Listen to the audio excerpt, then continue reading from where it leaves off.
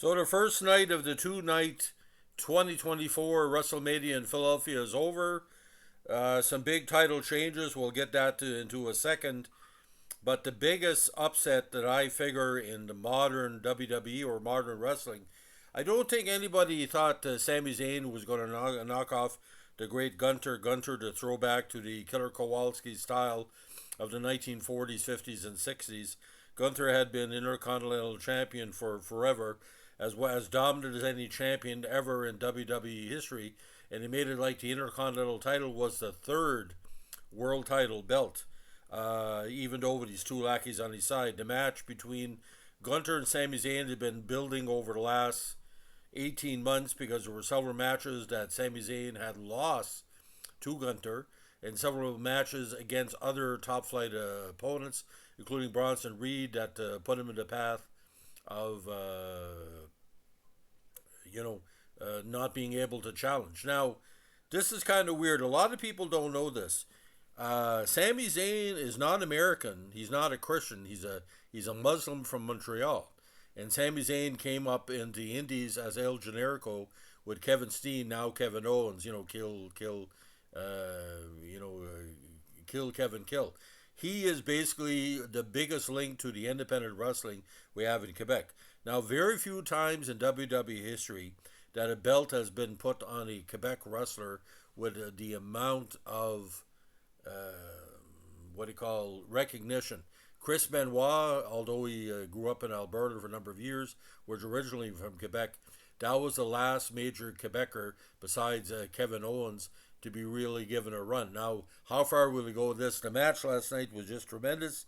It ended with a couple of haluva kicks that and like I said, this wasn't a fake victory. Like, Sammy really deserved it. A very, very, versatile wrestler where kayfabe meets reality.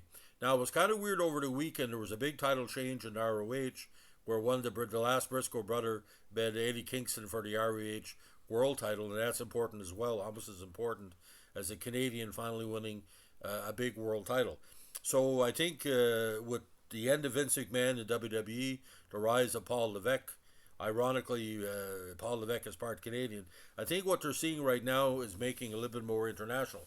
Now they split the WWE belts with those Australian, New Zealand crackpots, and the Awesome Truth going to be splitting the belts. So night two is tonight.